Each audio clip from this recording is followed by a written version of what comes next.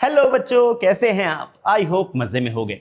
बच्चों, आज की जो हमारी क्लास है होने वाली है बहुत ज्यादा इंटरेस्टिंग, क्योंकि आज हम लोग बात करेंगे एरर्स की। अगर आप इस चैनल पर नए हैं और आपने अभी तक मुझे फॉलो नहीं किया है, सब्सक्राइब नहीं किया है, तो जल्दी से वो सब्सक्राइब बटन को दबा दीजिए और वो जो बेल आइकन है उसे भी प्रेस कर दीजिए, क्योंकि ये एक वीडियो सीरीज है जो मैं नीट और जेई वाले बच्चों के लिए खास तौर पर लॉन्च कर रहा हूं, जो कि कंप्लीटली फ्री ऑफ कॉस्ट है। इसमें आपको पूरा सिलेबस पढ़ाया जाएगा और कंप्लीटली फ्री ऑफ कॉस्ट पढ़ाया जाएगा। तो जैसे ही मेरी अगली वीडियो आए आप तुरंत उसे देख पाएं, इसलिए बेल आइकन दबाना जरूरी है। बच्चों, अगर आपने मुझे अभी तक फॉलो नहीं किया है तो आप मुझे फॉलो कर सकते हैं। ये मेरा इंस्टाग्राम हैंडल है, ये मेरा फेसबुक हैंडल है और ये है हमारा प्यारा सा टेलीग्राम चैनल। ये बड़ा मजेदार है, कारण इस चैनल पर मैं आपको सारा स्टडी मटेरियल प्रोवाइड करूंगा कंप्लीटली फ्री ऑफ कॉस्ट। जो मैं यहाँ पढ़ा रहा हूँ उसके जो हैंड रिटन नोट्स हैं वो आपको उस पर मिलेंगे, साथ में डीपीपीज एंड वर्कशीट्स मिलेंगी और रेगुलर बेसिस पर आपको टेस्ट भी मिलेंगे, ताकि आप वो टेस्ट अटेम्प्ट करके जज कर पाएं कि आपको पढ़ाई कैसी करनी है या आपकी कमियां क्या हैं, आपको पता लगा पाएं।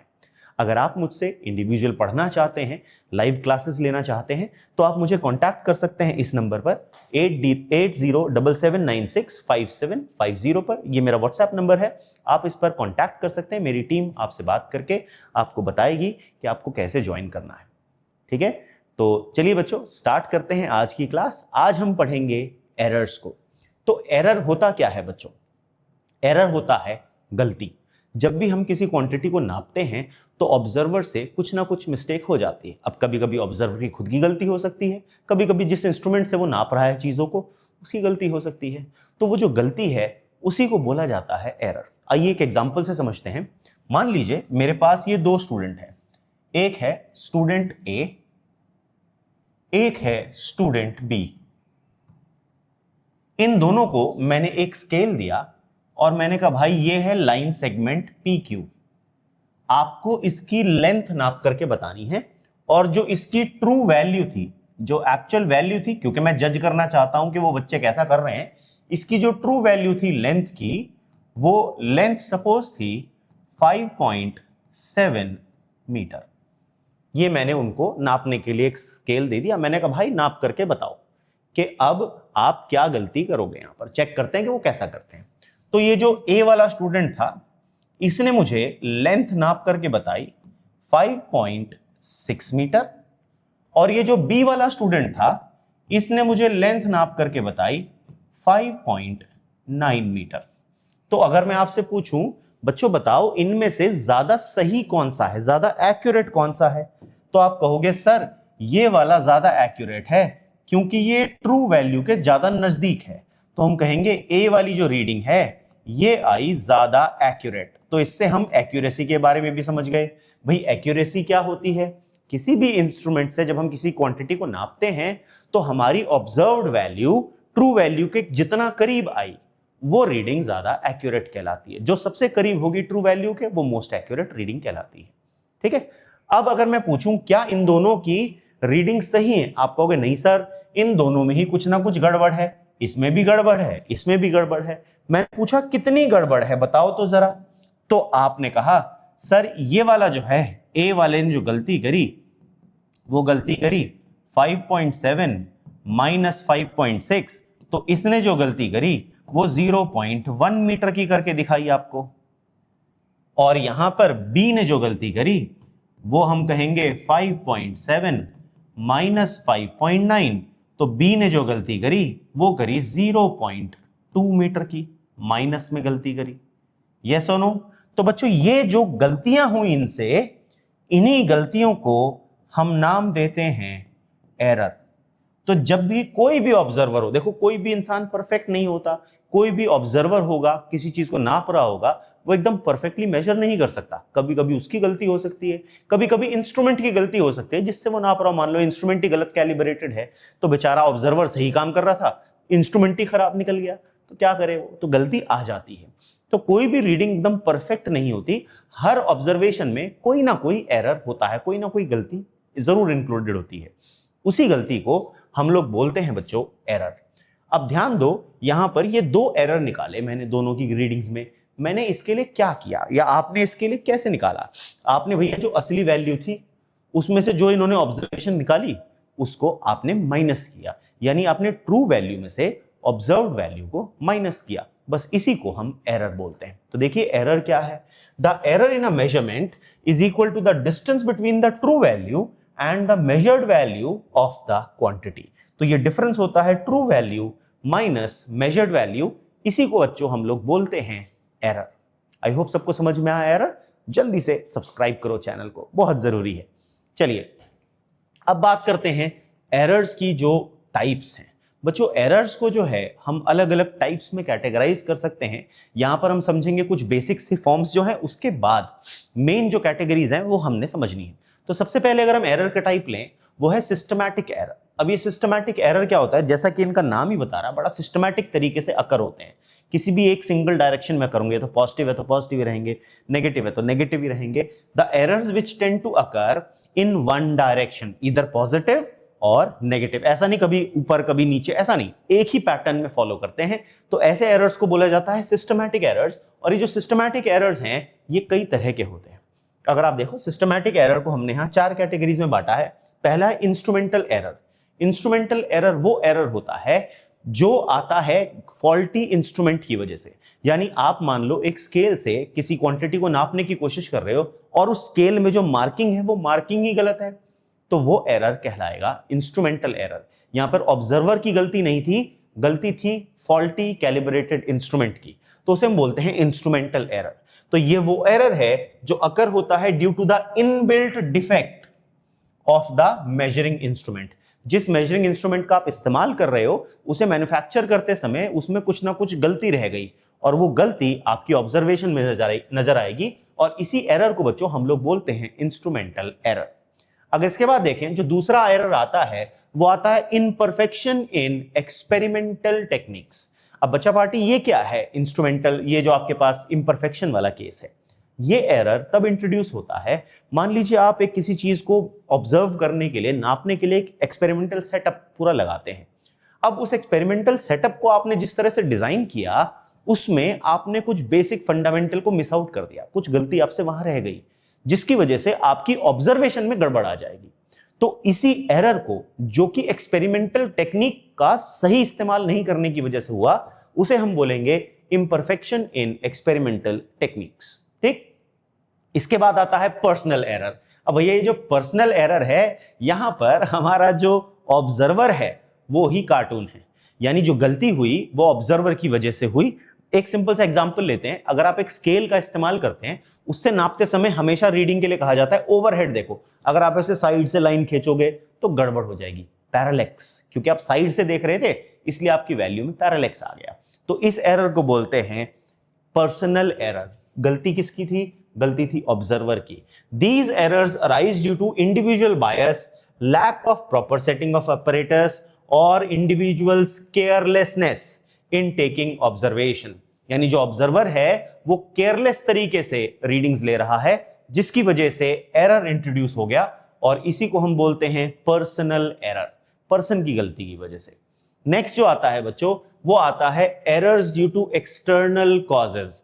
अब मान लीजिए आप एक मेटल के स्केल का इस्तेमाल करके लेंथ को नाप रहे हैं, अचानक से उस लैब का टेम्परेचर बहुत राइज हो जाता है, उसका जो एयर कंडीशनिंग थी वो बंद हो जाती है, जिसकी वजह से टेम्परेचर बहुत ज्यादा राइज हो जाता है। तो उसकी वजह से वो जो स्केल था वो एक्सपैंड कर जाएगा। हम सबको पता है मेटल्स एक्सपैंड ऑन हीटिंग। तो यहाँ पर गलती ऑब्जर्वर की नहीं थी, इंस्ट्रूमेंट भी इनिशियली बिल्कुल ठीक बना था, लेकिन एक्सटर्नल कंडीशंस बदलने की वजह से इंस्ट्रूमेंट में एरर इंट्रोड्यूस हो गया। तो यहां पर कारण थे एक्सटर्नल कॉजेस, इसी को बोलते हैं हम errors due to external causes. These errors arise due to the change in the external conditions. ये एरर्स एक्सटर्नल कंडीशंस में चेंज होने के कारण से अराइज होते हैं। ठीक है, अब आता है रैंडम एरर्स। जैसा कि नाम ही बता रहा है रैंडम।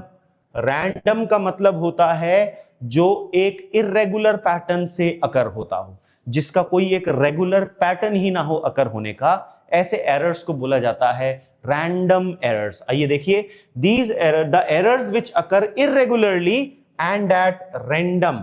ये वो एरर्स हैं जो इर्रेगुलरली होते हैं और रैंडम होते हैं, चाहे वो मैग्नीट्यूड की बात हो या वो डायरेक्शन की, कभी ज्यादा कभी कम, कभी पॉजिटिव कभी नेगेटिव।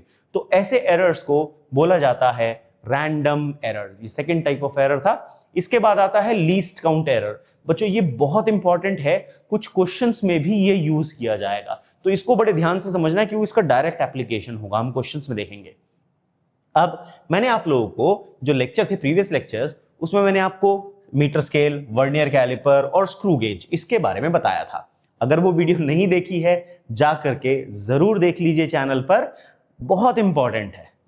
पूरा एक शॉट में मैंने वो पूरा समझा रखा है। आज की वीडियो में भी हम एक ही शॉट में पूरा कंप्लीट कर देंगे एरर्स को। इसके बाद आपको कुछ और देखने की जरूरत नहीं पड़ेगी। ये वादा है आपके आरवी सर का। अगर आप मेरे साथ मेहनत से पढ़ेंगे, बच्चों जब भी आप मेरी वीडियो देख रहे हो साथ में कॉपी पेन लेकर के जरूर बैठिए। अगर आप ऐसा नहीं कर रहे हैं तो आप गलती कर रहे हैं, क्योंकि आप पढ़ाई के लिए इस वीडियो को देख रहे हैं। ठीक है, मैं नाच गा के नहीं दिखा रहा हूं, मैं आपको फिजिक्स पढ़ा रहा हूं जो कि अपने आप में एक चैलेंजिंग सब्जेक्ट है। लेकिन अगर आप मेरे साथ मेहनत करके ऐसे ही बने रहे तो ये प्रॉमिस है मेरा आपसे कि आपको फिजिक्स के साथ प्यार, इश्क और मोहब्बत हो जाएगी। तो इसीलिए बड़ा ही मजेदार सब्जेक्ट है, बस थोड़ा सा एफर्ट मांगता है हमसे। अगर वो एफर्ट हम कर गए तो बस मजा ही आ जाएगा। तो इसलिए ध्यान दीजिए सब लोग। ये एरर जो है लीस्ट काउंट एरर क्या होता है? अगर मैं वर्नियर कैलिपर की बात करूं, लेट्स टॉक अबाउट वर्नियर। ठीक है, जो मैंने आपको बेसिक वर्नियर कैलिपर के बारे में बताया था, वर्नियर कैलिपर उसका जो लीस्ट काउंट हमने निकाला था वो था 0.1 मिलीमीटर या 0.01 सेंटीमीटर।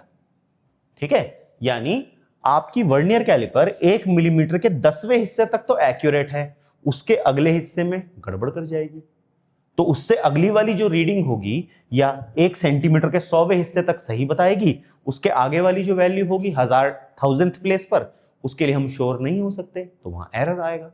इसी तरह से अगर आप स्क्रू गेज याद करो, मैंने आपको पढ़ाया था, तो स्क्रू गेज में बच्चों हमने उसका लीस्ट काउंट पढ़ा था 0.01 मिलीमीटर या 0.001 सेंटीमीटर, यानी 1 मिलीमीटर के 100वें हिस्से तक सही बताता है या 1 सेंटीमीटर के 1000वें हिस्से तक सही बताता है। ठीक, उससे आगे गलती हो सकती है। तो ऐसे एरर को हम बोलते हैं लीस्ट काउंट एरर। अब ये जो बच्चों लीस्ट काउंट एरर होता है, ये न्यूमेरिकल्स में हम कैसे डिटेक्ट करेंगे?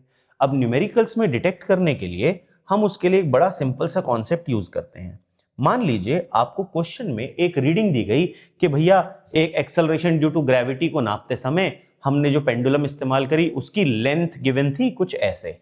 द लेंथ वाज आपको गिवन थी सपोज 12.96 मीटर। ठीक, और अब देखो यहां पर लेंथ दी गई, इसमें क्वेश्चन में एरर वेरर के बारे में कोई बातचीत नहीं करी गई। तो अब यहां से हम एरर कैसे निकालेंगे? तो यहां पर जो एरर होगा बच्चों, सब कुछ जीरो कर दो, 0.0 और जो आखिरी डिजिट है बस उस पर 1 लगा दो। तो ये आपके पास लीस्ट काउंट एरर होगा। अगर क्वेश्चन में कुछ मेंशन नहीं है तो हम इस तरह से एरर की वैल्यू निकालते हैं। फॉर एग्जांपल, अगर मान लो इसमें कहा गया भैया जो टाइम पीरियड है उसको नापने के लिए हमने जिस घड़ी का इस्तेमाल किया, उस घड़ी ने जो टाइम पीरियड की वैल्यू नापी 25.675 सेकेंड्स नापी। मान लो हमने कोई एक ऐसी बड़ी खतरनाक घड़ी ले रखी थी, तो यहां पर जो एरर होगा आप लिखोगे 0.001 सेकेंड, यानी डेसिमल के बाद जो वैल्यूज है उन सबको जीरो कर दो, बस आखिरी वाली डिजिट से पहले 1 लगा दो। तो अगर आपको क्वेश्चन में एरर मेंशन नहीं होता तो आप इस तरह से उसका लीस्ट काउंट एरर कंसीडर करते हैं, और ये पॉइंट हम न्यूमेरिकल्स में यूज भी करेंगे। आज मैं क्वेश्चन भी कराऊंगा जो इसी कॉन्सेप्ट का इस्तेमाल करने वाला है। आई होप आपको लीस्ट काउंट एरर क्लियर हो गया होगा। आ गया ना समझ में? मजा आया, स्माइल आई? जल्दी से चैनल को सब्सक्राइब करो। चलिए बात करते हैं ग्रॉस एरर की। अब ये ग्रॉस एरर क्या है? ये बेसिकली एक कॉम्बिनेशन है। भाई जो काम करने वाला बंदा था, जो ऑब्जर्वर था, वो उसकी केयरलेसनेस की वजह से आ गई एरर, या फिर जो इंस्ट्रूमेंट थे उसकी इम्प्रॉपर एडजस्टमेंट की वजह से आ गई। तो ऐसे एरर को हम बोलते हैं ग्रॉस एरर। ठीक है, और इस एरर के लिए हम कोई करेक्शन नहीं लगा सकते। No corrections can be applied for gross error. तो ये बात याद रखनी है कि ग्रॉस एरर के लिए कोई करेक्शन आप अप्लाई नहीं कर सकते। तो आप कहोगे सर बाकी एरर्स के लिए हम करेक्शन कैसे अप्लाई करते हैं? बच्चों इसका तरीका होता है, गॉसियन लॉ कहता है, गॉसियन लॉ ऑफ एरर्स कहता है कि अगर आपको अपनी क्वांटिटी में जो आप मेजर कर रहे हैं रीडिंग, उसमें आपको एरर को घटाना है तो आप वो केवल तब कर सकते हैं जब आप नंबर ऑफ रीडिंग्स बढ़ाते चले जाएं। यानी अगर आप नंबर ऑफ रीडिंग्स बढ़ाएंगे तो आपका जो एरर है उसको कम किया जा पाएगा। तो ये बाकी एरर्स पर एप्लीकेबल है, लेकिन ग्रॉस एरर जो होता है इसके लिए हम ऐसा कोई फिनोमेना फंडामेंटल नहीं लगा पाते, क्योंकि ये केयरलेसनेस और उन दोनों का कॉम्बिनेशन सा बनता है। तो इसलिए हम कहते हैं इसके लिए हम कोई करेक्शन किसी तरह का अप्लाई नहीं कर पाते। आई होप क्लियर हुआ। अब बात करते हैं एलिमिनेशन ऑफ एरर की, जिसकी मैं आपसे बात कर रहा था। तो जो नॉर्मल या गॉसियन लॉ कहता है वो कहता है अगर आप नंबर ऑफ रीडिंग्स बढ़ाएंगे तो ऐसा करने से एरर्स मिनिमाइज होगा। तो random error can be minimised bye repeating measurements a large number of times. यानी अगर आप चाहते हैं कि जो एरर है वो कम से कम हो तो आपको रीडिंग का नंबर, ऑब्जर्वेशन का नंबर बढ़ाना पड़ेगा। और ये आपने, अगर आप लैब में गए होंगे तो आपने देखा भी होगा कि एग्जामिनर ने आपको मान लीजिए वर्नियर कैलिपर दिया और कहा ये डायमीटर निकाल करके बताओ इस सिलेंडर का। तो उस केस में आपने ऑब्जर्व किया होगा, उसने कहा डायमीटर की एटलीस्ट 3 रीडिंग लो, 5 रीडिंग लो, 7 रीडिंग लो, 10 रीडिंग लो। कारण क्यों कह रहा भाई एक बार में नाप के नहीं पता चल रहा? वो इसीलिए क्योंकि ऐसा करने से जो एरर होता है वो रिड्यूस किया जा सकता है। जितनी ज्यादा ऑब्जर्वेशन होंगी एरर उतना ही कम होता चला जाएगा। आई होप ये समझ में आया सबको। चलिए अब बात करते हैं हमारे ये कुछ खास एरर्स हैं जिनको हमने समझना है। सबसे पहला है बच्चों एब्सोल्यूट एरर्स। हम कैलकुलेशन इन्हीं एरर्स की करते हैं, यानी जो हम न्यूमेरिकल्स हैं उनमें इन्हीं एरर्स को कैलकुलेट करेंगे। इससे पहले वाले जो तो वो डेफिनेशंस की फॉर्म में समझ लिए कि ऐसे एरर होते हैं जी, लेकिन जो कैलकुलेशन वाले एरर्स हैं वो ये हैं, तो इनको बड़े ध्यान से समझना है। सबसे पहला आता है हमारा एब्सोल्यूट एरर। अब ये एब्सोल्यूट एरर क्या है, एक एग्जांपल से समझते हैं। मान लीजिए मुझे कहा गया मेजरमेंट ऑफ क्वांटिटी एक्स आपने किया,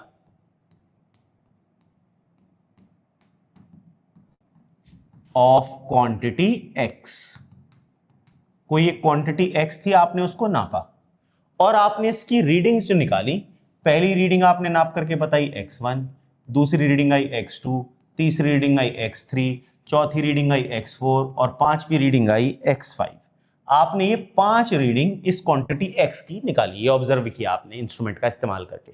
जो भी इंस्ट्रूमेंट लगता होगा, मान लो अगर ये x लेंथ थी तो आपने स्केल का, वर्नियर कैलिपर का, स्क्रू गेज का इस्तेमाल किया होगा। जैसा नो टाइम था तो स्टॉप वॉच का इस्तेमाल किया होगा। तो डिपेंड करता है कि कौन सा इंस्ट्रूमेंट लगा, वो डिपेंड करता है कौन सी क्वांटिटी आप मेजर कर रहे हैं। ठीक है, तो हमारे पास ये 5 ऑब्जर्वेशन आई। अब इसमें से सही वैल्यू कैसे निकालें? तो सबसे पहली चीज आपको निकालनी सीखनी है वो है ट्रू वैल्यू। हर न्यूमेरिकल में लगभग सेम मेथड यूज होगा यहाँ पर। तो ट्रू वैल्यू कैसे निकाली जाती है? ट्रू वैल्यू एक्चुअली में इसका अरिथमेटिक मीन होगी, तो इसलिए हम बार लगा देते हैं उसके ऊपर। तो इसकी ट्रू वैल्यू निकाली जाएगी x1 plus x2 plus x3 plus x4 plus x5 divided by number of terms है यहाँ पर 5। भाई मीन अगर आप याद करो ये होता था sum of terms divided by the number of terms.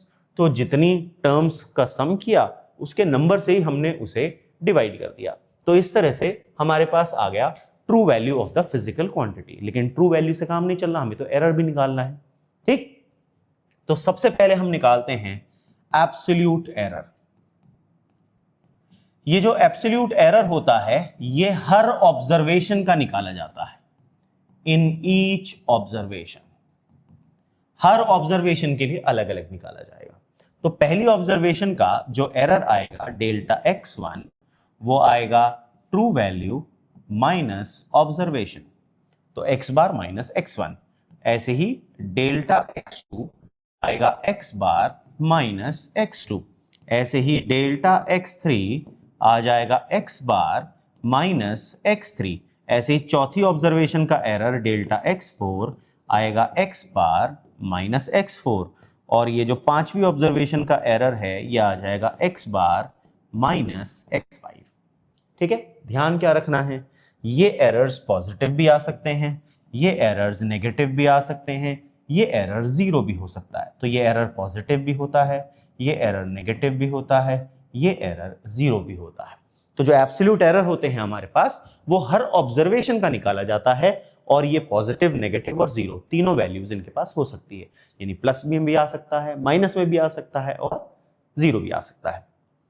अगर हमारी ट्रू वैल्यू ऑब्जर्वेशन से बड़ी होगी तो प्लस में आएगा, ट्रू वैल्यू ऑब्जर्वेशन से छोटी होगी तो माइनस में आएगा, ठीक है। और ट्रू वैल्यू और ऑब्जर्व वैल्यू बराबर होंगे तो जीरो भी आ जाएगा। आई होप यहां तक समझ में आ गया बच्चे सबको। अब ये तो था एब्सोल्यूट एरर हमने पढ़ा। अब बात करते हैं मीन एब्सोल्यूट एरर की। तो जो मीन एब्सोल्यूट एरर है, जैसा कि नाम ही कह रहा है, इन सारे एब्सोल्यूट एरर्स का अरिथमेटिक मीन हो जाएगा वो।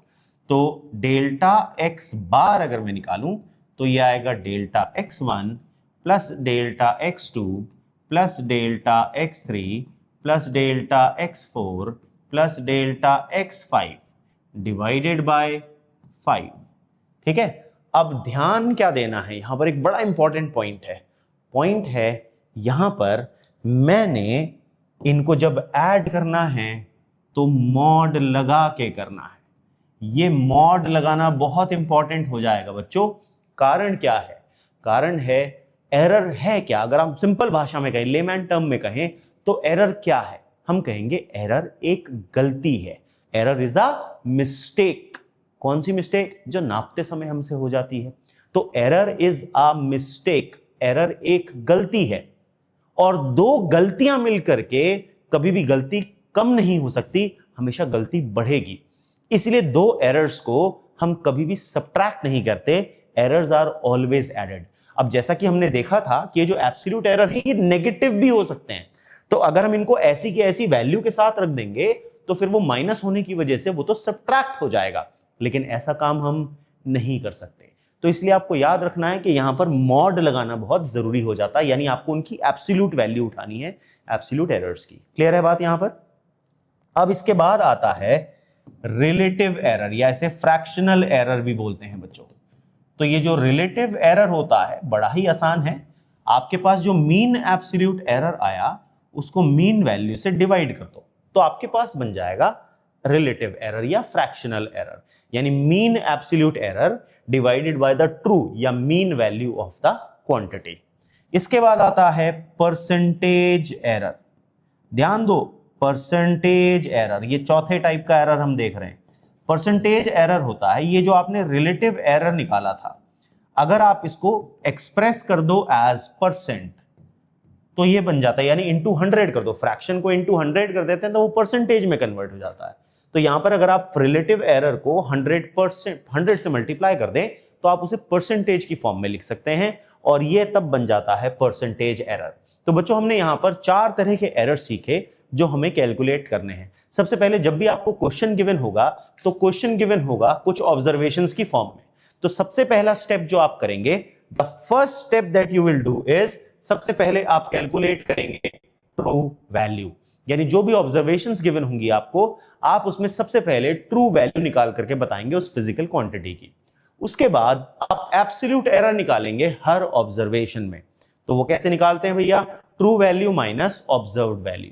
ये पॉजिटिव भी हो सकता है, नेगेटिव भी हो सकता है और जीरो भी हो सकता है। तो ये तो हमारा दूसरा स्टेप था। जब हम एब्सोल्यूट एरर निकाल चुके हों उसके बाद अगर हम उनका अरिथमेटिक मीन करते हैं तो वो कहलाता है मीन एब्सोल्यूट एरर, ठीक है। अब मीन एब्सोल्यूट एरर निकालते समय आपको याद रखना है एब्सोल्यूट एरर्स की वैल्यू को मॉड के अंदर आपको रख करके निकालना है, क्योंकि दो एरर्स कभी सब्ट्रैक्ट नहीं होते। ये बात याद रखनी है, ये आगे भी यूज होगा। Errors are combination of errors में भी बात समझेंगे ये।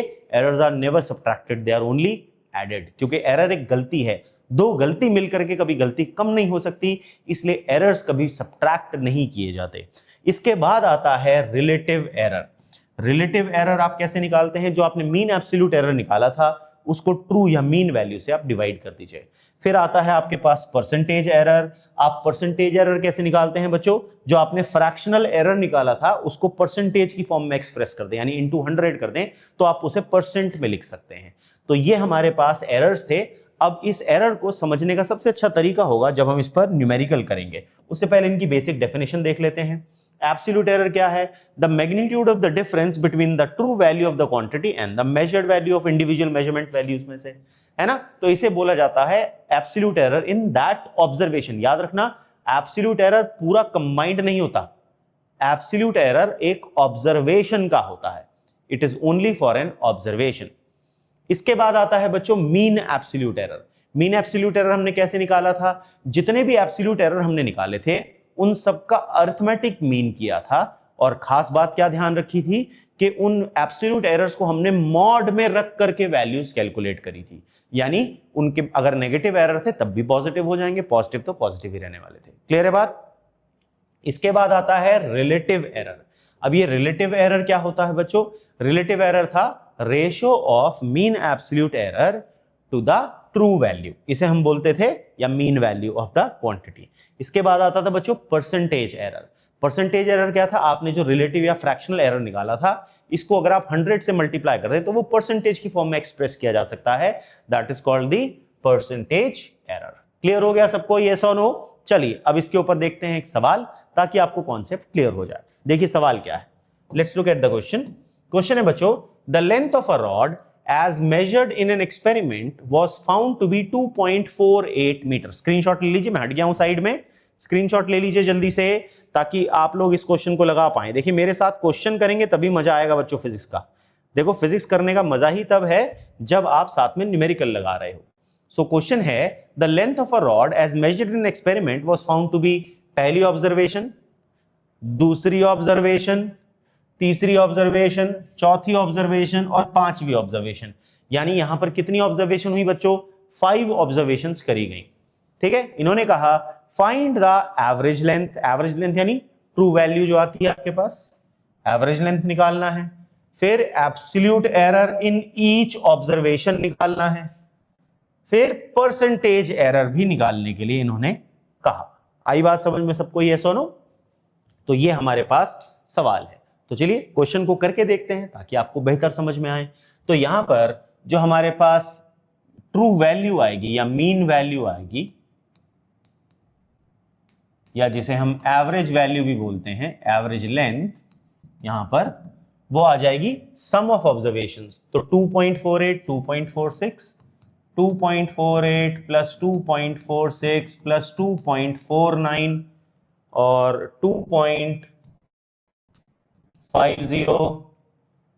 प्लस 2.48 डिवाइडेड बाय 5, जो कि आ जाएगा 2.482 मीटर, जिसको हम राउंड ऑफ करेंगे 2.48 मीटर पर। तो ये आ गया हमारा पहला answer, that is the average length of the physical quantity.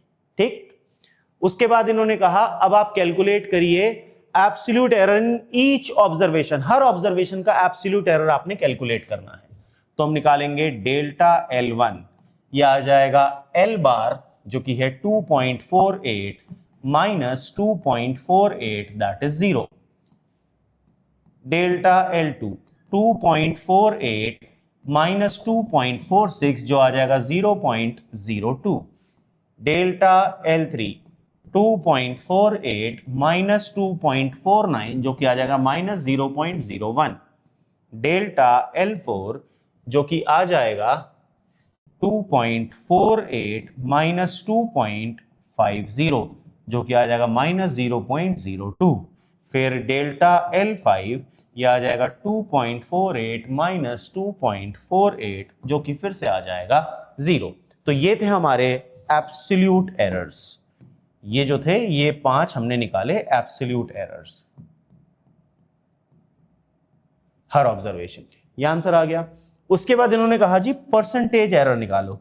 अब प्रॉब्लम ये है परसेंटेज एरर के लिए फ्रैक्शनल एरर पता होना चाहिए, और फ्रैक्शनल एरर के लिए आपको मीन एब्सोल्यूट एरर पता होना चाहिए। यानी मुझे यहां पर मीन एब्सोल्यूट एरर निकालना पड़ेगा।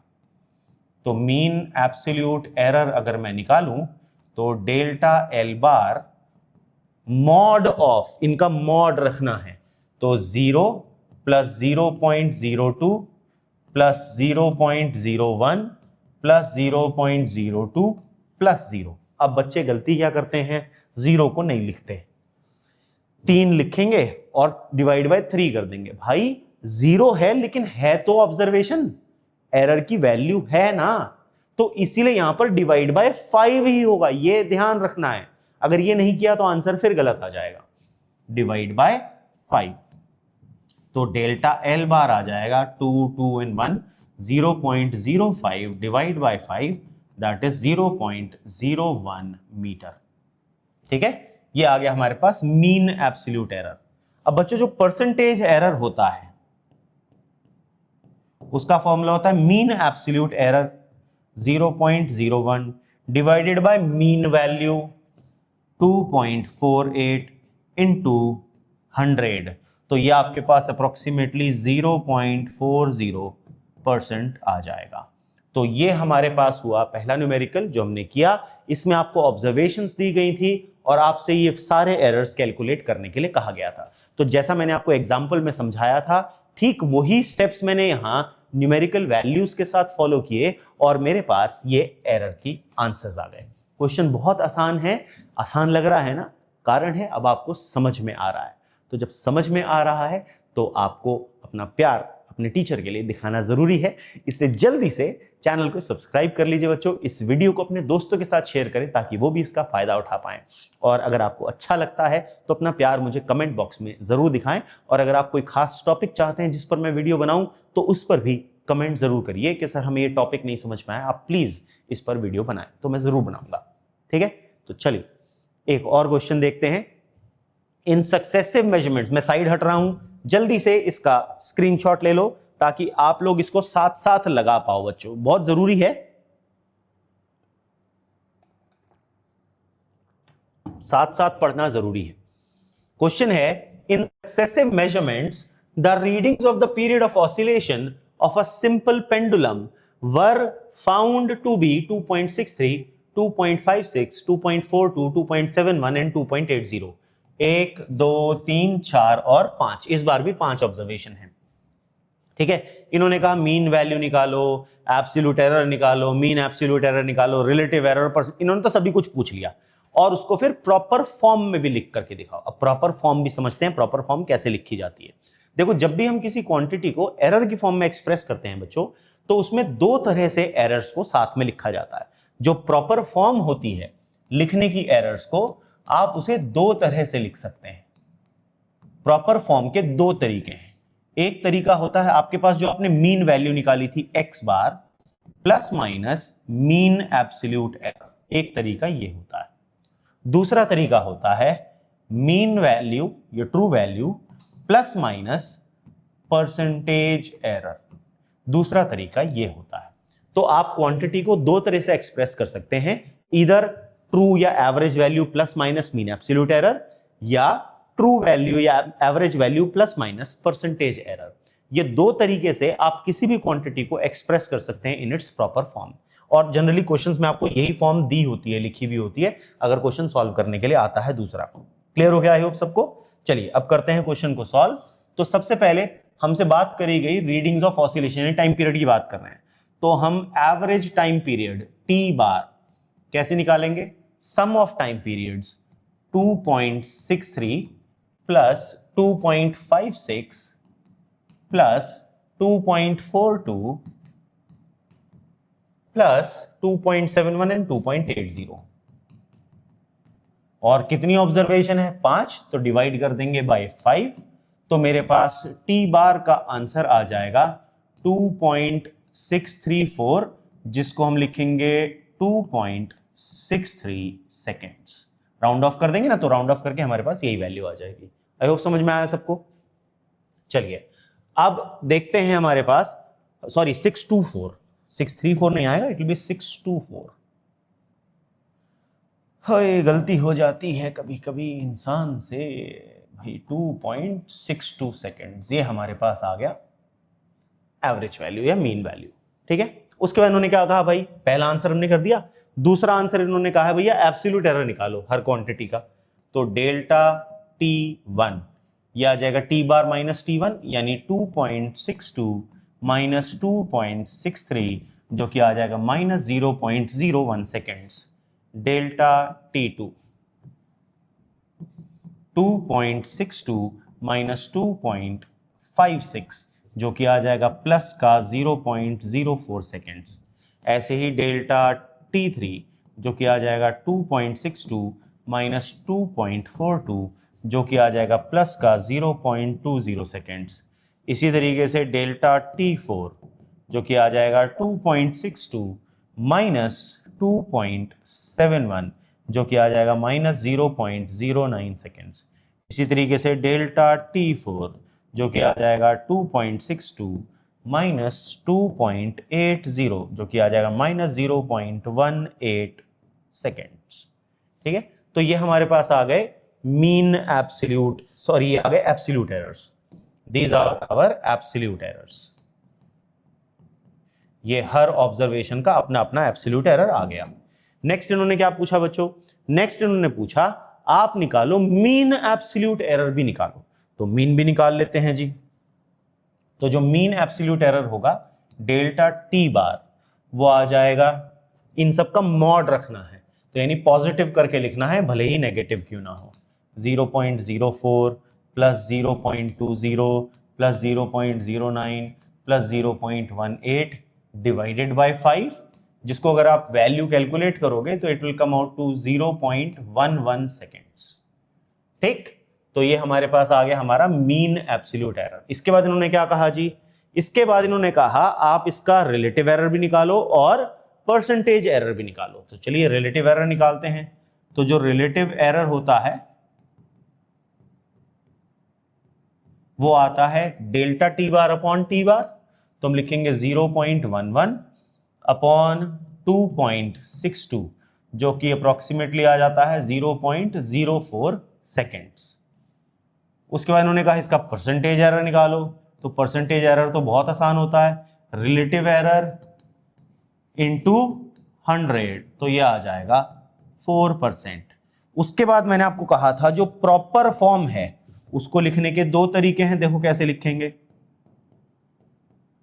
ये जो प्रॉपर फॉर्म है इसको लिखने के मैंने आपको दो तरीके बताए, दोनों में लिख करके देखते हैं। देखिए पहला होता है T bar plus minus delta T bar.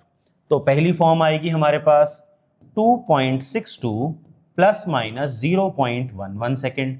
दूसरी फॉर्म बताई थी T bar plus minus percentage error, तो 2.62 सेकेंड्स प्लस माइनस 4%। तो ये आ गए बच्चों हमारे आंसर्स। आई होप आप सबको यहां तक पढ़ने में मजा आ रहा है। अगर आ रहा है जल्दी से चैनल को सब्सक्राइब करो, इस वीडियो को लाइक और शेयर करो और जरूर से कमेंट करके बताओ। अगर कोई अलग से कोई टॉपिक पढ़ना है, आप चाहते हो कि मैं आपका आरवी सर उस पर आपके लिए एक वीडियो बनाऊं, तो वो भी कमेंट बॉक्स में जरूर से लिखिए। ठीक, चलिए आगे देखते हैं। अब बात करते हैं कॉम्बिनेशन ऑफ एरर्स की।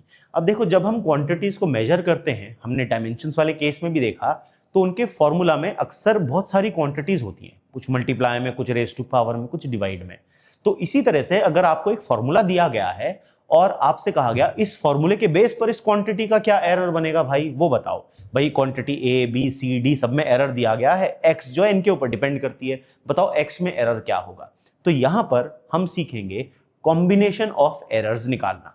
ये बड़ा ही इंटरेस्टिंग और बहुत ही इंपॉर्टेंट टॉपिक है बच्चों, ध्यान से समझिएगा क्योंकि इसके क्वेश्चंस आ जाते हैं तो आपको ये करने आने चाहिए और बड़ा ही मजा आएगा इनमें करने में। ठीक है, तो चलिए देखते हैं। सबसे पहले देखेंगे ये जो कॉम्बिनेशन है बच्चों, हम चार में बेसिकली 5 मैथमेटिकल ऑपरेशंस हैं, उन 5 मैथमेटिकल ऑपरेशंस में हम कॉम्बिनेशन को कैलकुलेट करते हैं। तो वो 5 मैथमेटिकल ऑपरेशंस कौन से हैं जो हम क्वांटिटीज पर अप्लाई करते हैं। तो सबसे पहला आता है बच्चों, हम एडिशन कर सकते हैं क्वांटिटीज का, तब उससे तीसरी क्वांटिटी बनती है। हम सब्ट्रैक्शन कर सकते हैं क्वांटिटीज का, हम क्वांटिटीज को मल्टीप्लाई कर सकते हैं तो हम मल्टीप्लिकेशन भी कर सकते हैं। हम क्वांटिटीज को डिवाइड भी कर सकते हैं तो हम उन पर डिवीजन परफॉर्म कर सकते हैं। और हम क्वांटिटीज को रेज टू पावर भी कर सकते हैं, यानी एक्सपोनेंशियल फॉर्म में। ठीक है, ए की पावर एन वाली फॉर्म में ऐसे। ठीक है, रेज टू पावर भी कर सकते हैं। तो हम ये 5 मैथमेटिकल ऑपरेशंस क्वांटिटीज पर परफॉर्म करके एक नई डिराइव्ड क्वांटिटी को बना सकते हैं। तो हमें देखना है कि इन 5 मैथमेटिकल ऑपरेशंस में जो एरर्स हैं वो किस तरह से ट्रीट किए जाएंगे। तो आइए देखते हैं। सबसे पहले हम लोग बात करते हैं बच्चों, अगर हम दो क्वांटिटीज का एडिशन करते हैं तो उसमें एरर कैसे निकाला जाता है। तो आइए समझते हैं। सबसे पहले हम मानते हैं कि जो क्वांटिटी z है वो क्वांटिटी ए और क्वांटिटी बी के सम के बराबर होगी। क्योंकि हम एडिशन कर रहे हैं तो हमने कहा जो क्वांटिटी z आ रही है वो क्वांटिटी ए और क्वांटिटी बी इन दोनों के सम के बराबर है। ठीक है, तो अब क्योंकि ए किसी भी क्वांटिटी को हम एब्सोल्यूट परफेक्शन से नहीं नाप सकते, यानी उसमें कहीं ना कहीं कुछ ना कुछ एरर जरूर होगा, तो जब हम ए को परफेक्शन से नहीं नाप सकते तो इसका मतलब ए में कुछ एरर होगा। हम बी को भी परफेक्शन से नहीं नाप सकते तो इसका मतलब बी में भी कुछ ना कुछ एरर जरूर होगा। अब अगर इन दोनों में एरर है तो z एररलेस तो नहीं हो सकती, तो z में भी एरर आएगा। तो हम मान लेते हैं प्रॉपर फॉर्म में क्या सिखाया था, x bar plus minus delta x बार। तो हम यहां एब्सोल्यूट एरर वाली फॉर्म लेकर के चलेंगे। तो a के अंदर एरर लिखा जाएगा a plus minus delta a, b के लिए लिखा जाएगा b plus minus delta b, और क्योंकि इन दोनों में एरर है तो z में भी एरर आएगा, तो z के लिए लिखा जाएगा z plus minus delta z।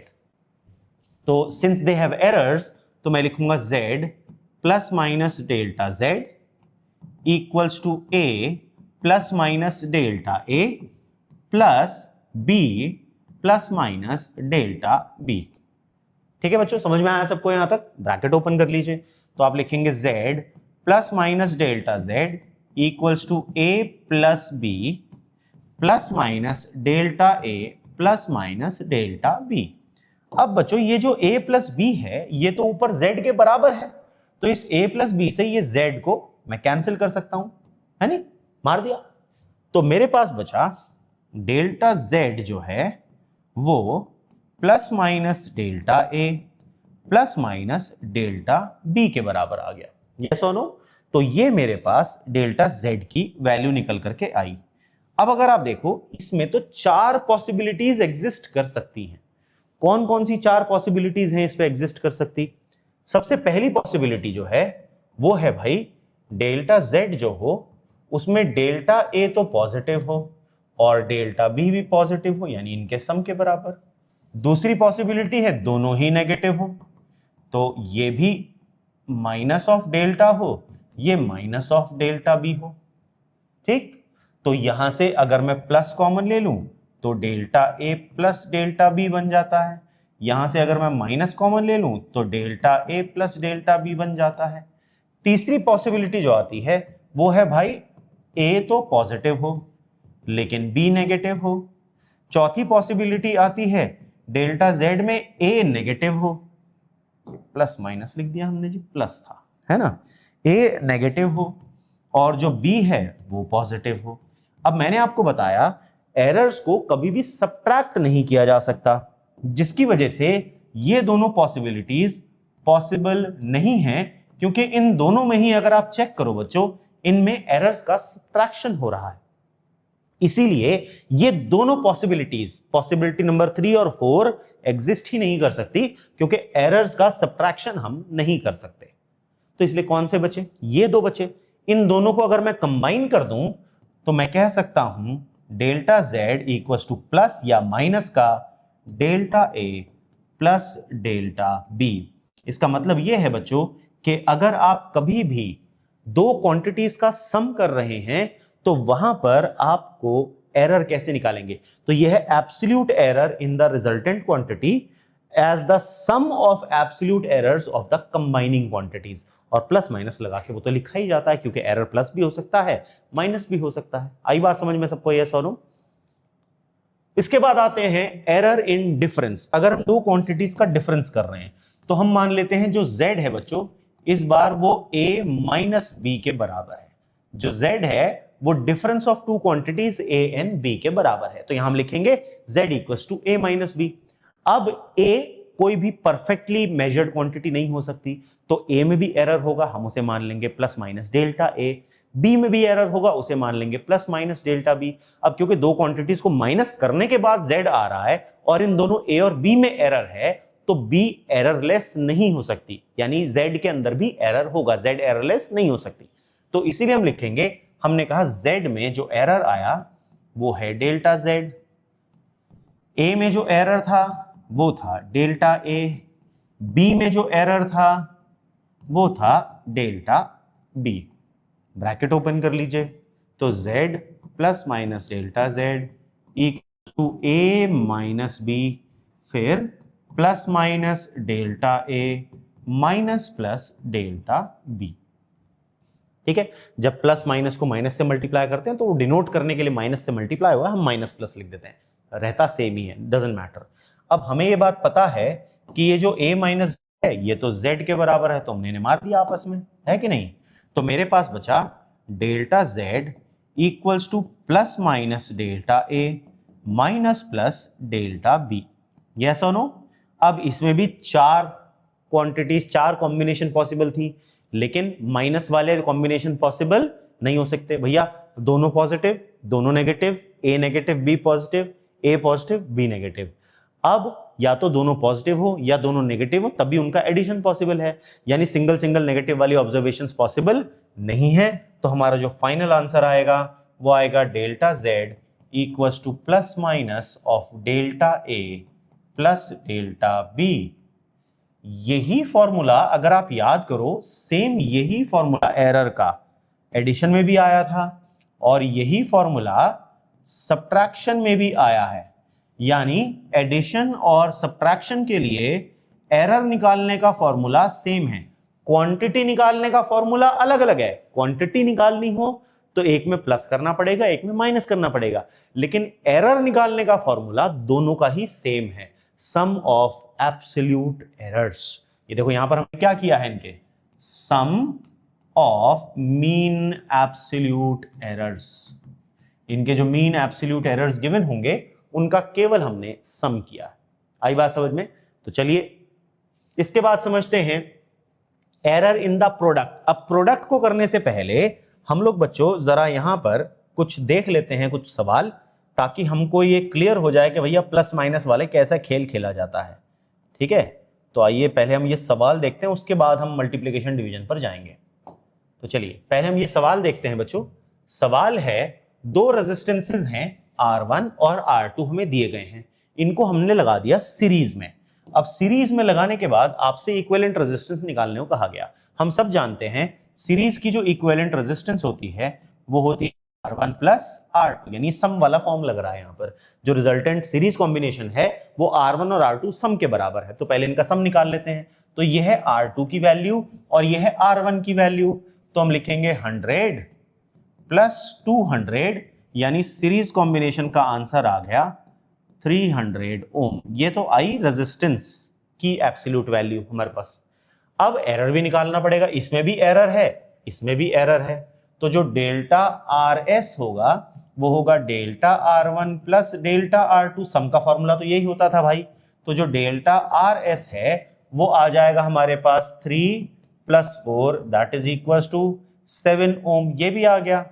अब इन दोनों को कंबाइन करके प्रॉपर फॉर्म लिख देते हैं। तो जो प्रॉपर फॉर्म आएगी वो आएगी 300 प्लस माइनस 7 ओम। आया समझ में सबको, यस और नो। तो इस तरीके से हमने सम वाला केस किया। अब आइए देखते हैं डिफरेंस वाला केस भी देख लेते हैं जी। डिफरेंस वाला क्वेश्चन भी देख लेते हैं बच्चों।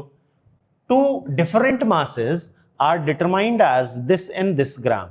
आपसे पूछा गया इनका डिफरेंस क्या है भाई। तो ये तो है M1 की वैल्यू 23.7, ये है M2 की वैल्यू 17.6। तो अगर मैं इनका डिफरेंस निकालूं, इनका जो डिफरेंस होगा डेल्टा M, या डिफरेंस अगर हम निकालें, let us call it as MD, difference of masses MD, तो वो आ जाएगा M1 माइनस M2। वैल्यू डाल दो 23.7 माइनस 17.6, तो वैल्यू आ गई 6.1 ग्राम में गिवन है ये। अब क्योंकि इसमें भी एरर है, M1 का एरर ये है, M2 का एरर ये है, तो अगर मैं इसमें डेल्टा MD कैलकुलेट करूं तो 0.5 प्लस 0.3 ये आ जाएगा 0.8 ग्राम। अब आप यहां ध्यान दो, मैंने क्वांटिटीज को माइनस किया था लेकिन मैं एरर्स को ऐड ही कर रहा हूं, क्योंकि हमने फॉर्मूला देखा था कि चाहे आप सब्ट्रैक्शन कर रहे हो या आप डिफरेंस की वैल्यू निकाल रहे हो, दोनों ही केस जो आप या एडिशन कर रहे हो, दोनों में ही एरर्स का फॉर्मूला सेम था, एरर्स ऐड ही होते थे। अब अगर मैं इन दोनों को कंबाइन करके प्रॉपर फॉर्म लिख लूं तो प्रॉपर फॉर्म आएगी 6.1 प्लस माइनस 0.8 ग्राम।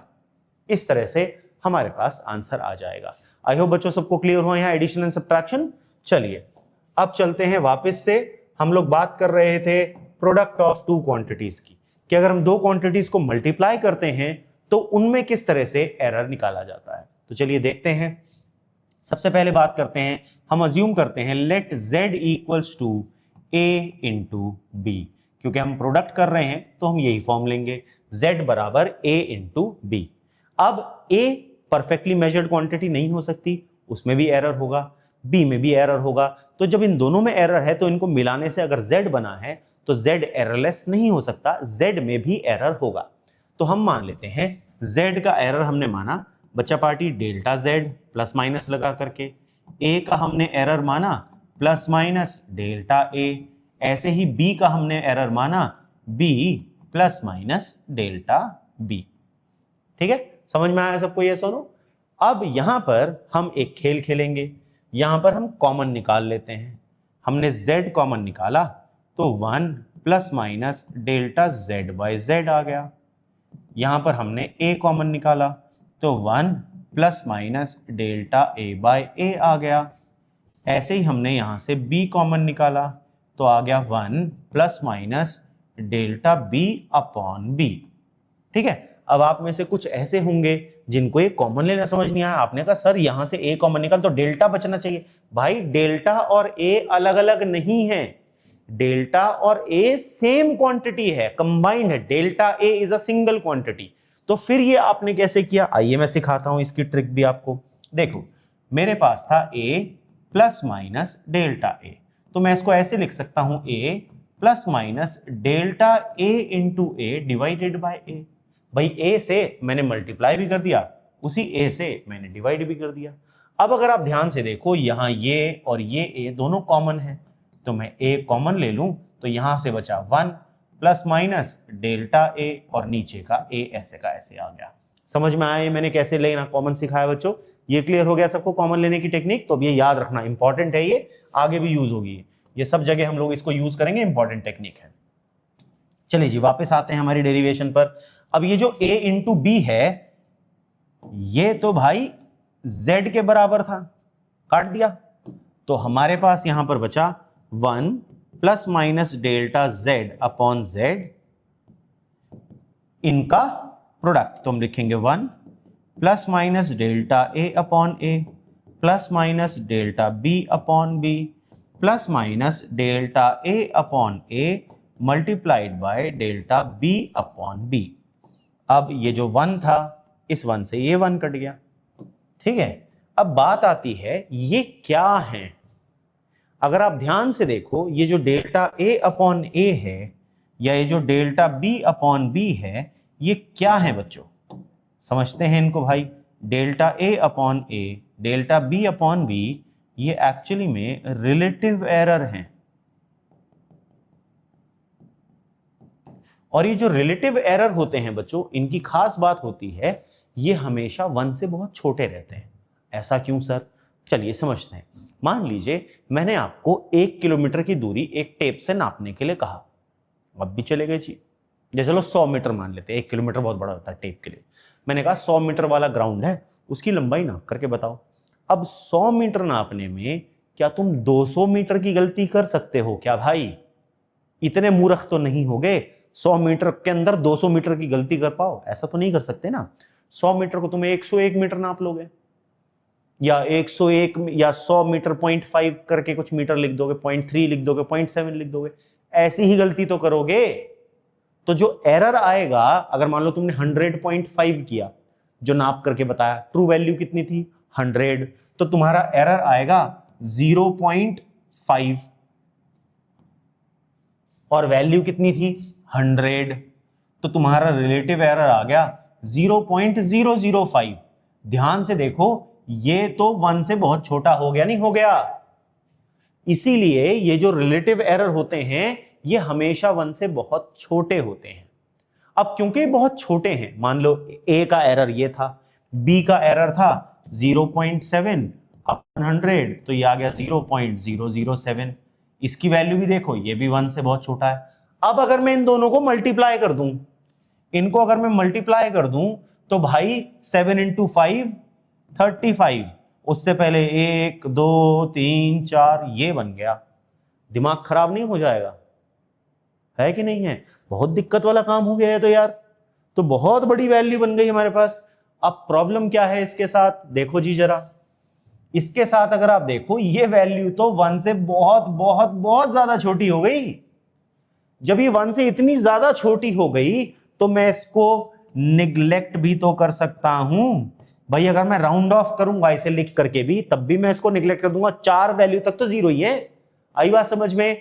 तो यही कारण है जब हम इनको सॉल्व करेंगे तो हम इस वैल्यू को निगलेक्ट कर देंगे। क्यों निगलेक्ट करेंगे बच्चों? क्योंकि ये delta A upon A relative error in A है, delta B upon B relative error in B है। इनको मल्टीप्लाई करके तो एक बहुत छोटी क्वांटिटी आती है, जिसकी वजह से इसको हम क्या कर सकते हैं, निगलेक्ट कर सकते हैं। समझ में आया सबको यहां तक? यस और नो? तो अब हमारे पास क्या बचा? फिर हमारे पास बचा भाई डेल्टा जेड अपॉन जेड बराबर plus minus delta A by A plus minus delta B by B. यही तो बचा। इसमें से फिर से आप 4 ऑब्जर्वेशंस बना सकते हो।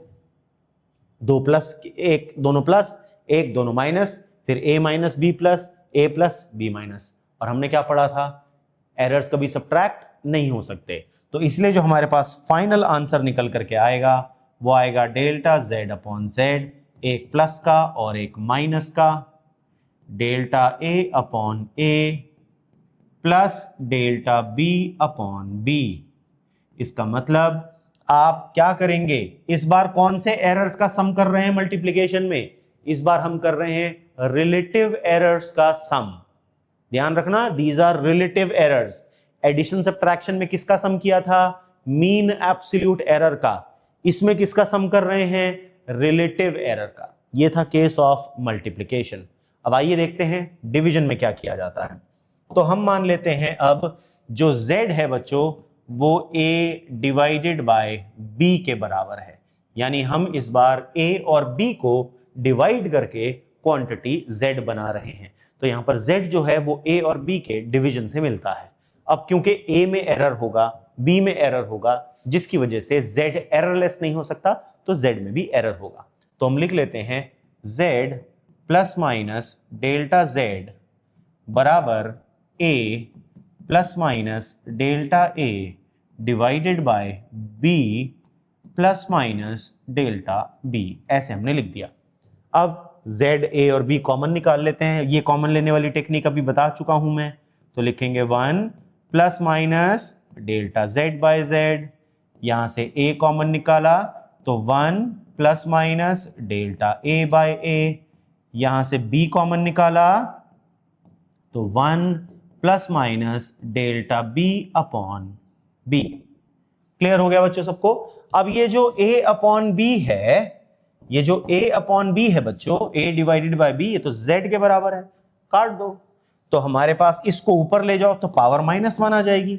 तो मेरे पास यहां पर आया 1 plus minus delta z upon z बराबर 1 plus minus delta a upon a multiplied by 1 plus minus delta b upon b, उसकी होल पावर -1। क्योंकि डिवीजन में था, ऊपर लेके जाऊंगा तो पावर -1 हो जाएगी।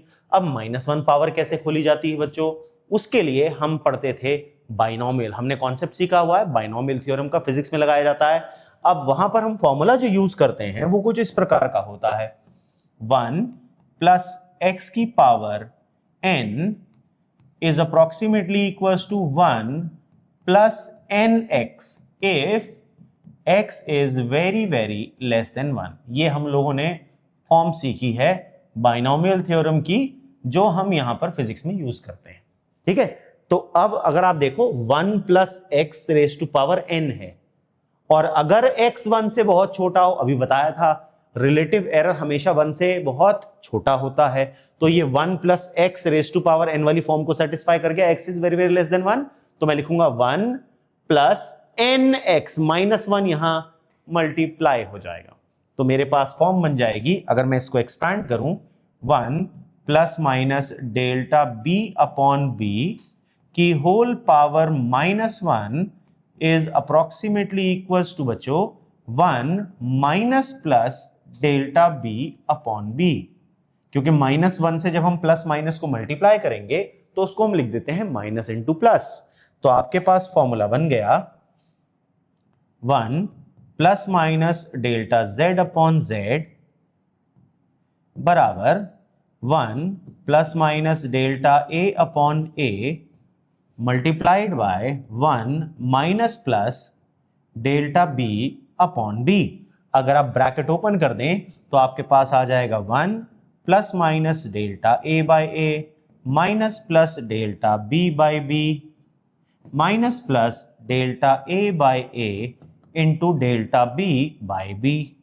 अब मैंने आपको प्रीवियस डेरिवेशन में ही बताया कि ये जो क्वांटिटी है delta a by a into delta b by b ये 1 से बहुत ज्यादा छोटी हो जाती है, तो इसको हम कर देते हैं निग्लेक्ट, और फिर ये 1 से ये 1 मर गया।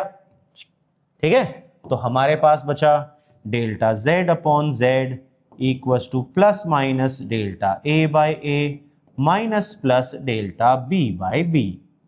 फिर से बन जाएंगी 4 कॉम्बिनेशन यहां पर पॉसिबल, और कौन सी वाली सही लेते हैं, या तो दोनों प्लस या दोनों माइनस। तो मेरा आंसर आ जाएगा delta z upon z equals to plus minus of delta a by a plus delta b by b।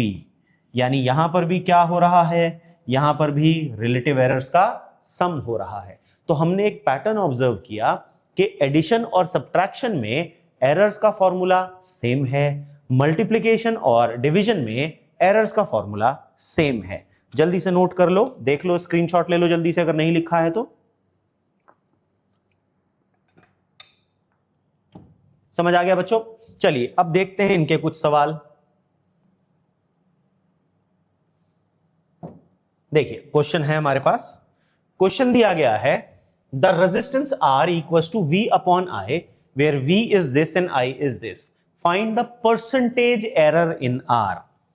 अब देखो R का फॉर्मूला बोला गया है भैया V अपॉन I है। V की वैल्यू क्या है 100, I की वैल्यू क्या है 10, तो R का फॉर्मूला आ जाएगा 100 divided by 10 that is 10 ampere. ठीक है, लेकिन उन्होंने कहा परसेंटेज एरर निकालो, तो अब यहां डिवीजन वाला फॉर्मूला है। डिवीजन में फॉर्मूला होता है डेल्टा R अपॉन R बराबर, अच्छा R की तो जरूरत ही नहीं पड़ेगी हमें, delta V upon V plus delta I upon I। तो इस R की जरूरत नहीं पड़ेगी, आप चाहो तो इसको निगलेक्ट कर सकते हो, ये वाला नहीं निकालने की जरूरत। तो डेल्टा V है ये 5 बाय 100 प्लस डेल्टा I है ये 0.2 बाय 10, तो ये आ जाएगा 0.05 प्लस 0.02। ठीक, तो ये आ जाएगा हमारे पास 0.07। किसकी वैल्यू है ये, डेल्टा R बाय R की वैल्यू आई मेरे पास 0.07। अगर मैं परसेंटेज एरर निकालूं तो इसको इंटू 100 करना पड़ेगा, इंटू 100, तो मेरे पास आंसर आ जाएगा 7%। तो जो परसेंटेज एरर है बच्चों वो इसमें आ गया 7% के बराबर। आई होप समझ में आया सबको ये, यस और नो, क्लियर है? चलिए अगला क्वेश्चन भी देखें जरा।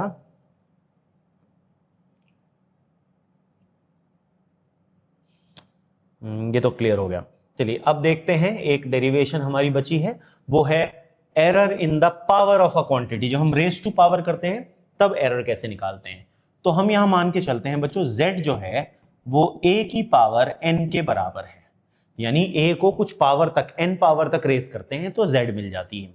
ठीक है, तो यहां पर आपको ध्यान देना है, अब क्योंकि a में एरर होगा कितना जी, a plus minus delta a उसकी होल पावर n, तो z में भी एरर आ जाएगा z plus minus delta z। यहां से a कॉमन निकालो, यहां से z कॉमन निकालो, प्लस माइनस डेल्टा z में से अगर मैं z कॉमन निकालूं तो मेरे पास आ जाएगा 1 plus minus delta z upon z।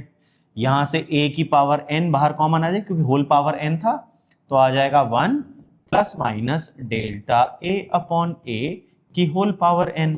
याद करो a की पावर n किसके बराबर था, z के बराबर था, काट दिया तो मेरे पास बचा 1 plus minus delta z upon z बराबर 1 plus minus delta a upon a की होल पावर n। अब अगर मैं बाइनोमियल एक्सपेंशन यूज करूं,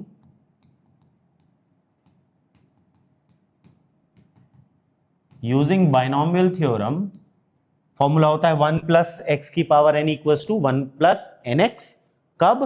जब x की वैल्यू 1 से छोटी होती है। तो यहाँ delta a upon A relative error है जो कि 1 से बहुत छोटा होता है, तो ये वाली फॉर्म लगाई जा सकती है। तो मैं लिख सकता हूं 1 plus minus delta a upon A की whole power n is approximately equals to 1 plus minus n times delta a upon a। ये लिख सकता हूं, ये वाली वैल्यू यहां सब्स्टिट्यूट कर दो तो मेरे पास आ गया 1 plus minus delta z upon z equals to 1 plus minus n times delta a upon a। 1 से ये 1 मर गया तो मेरे पास आ गया delta z upon z equals to plus minus n times delta a upon a। इसका मतलब क्या है? इसका मतलब ये है अगर रेज टू पावर होता है तो रिलेटिव या परसेंटेज एरर को पावर टाइम्स कर देते हैं। यानी अगर ये a की पावर 2 होता तो यहां आता 2 टाइम्स ऑफ रिलेटिव या परसेंटेज एरर। अगर यहाँ a की पावर 5 होता तो आता 5 टाइम्स रिलेटिव या परसेंटेज एरर। इसी तरह से अगर दो क्वांटिटीज मल्टीप्लाइड हैं, मान लीजिए z बराबर a की पावर n b की पावर m है, तो डेल्टा z अपॉन z आ जाएगा n times delta a upon a plus m times delta b upon b, क्योंकि मल्टीप्लिकेशन में रिलेटिव एरर्स का सम होता था। ऐसे ही डिवीजन वाला फॉर्मूला भी लगा सकते हो, c की पावर x अपॉन d की पावर y, तो डेल्टा z अपॉन z आ जाएगा delta c upon c into x plus y into delta d upon d, क्योंकि पावर माइनस की बन जाएगी ऊपर ले जाके और एरर सब्ट्रैक्ट नहीं होते, तो इसलिए इवन दो वो y माइनस, इसको मैं ऐसे लिख सकता हूं ना, c की पावर x इंटू डी की पावर माइनस वाई, लेकिन क्योंकि एरर सब्ट्रैक्ट नहीं हो सकते तो इवन दो y के ऊपर माइनस लगा था तब भी उसको हम प्लस ही लिखेंगे। आई होप यहां तक क्लियर हो गया बच्चों, सबको समझ में आ गया ये कॉन्सेप्ट। तो चलिए इसको भी अप्लाई करके देखते हैं क्वेश्चन पर।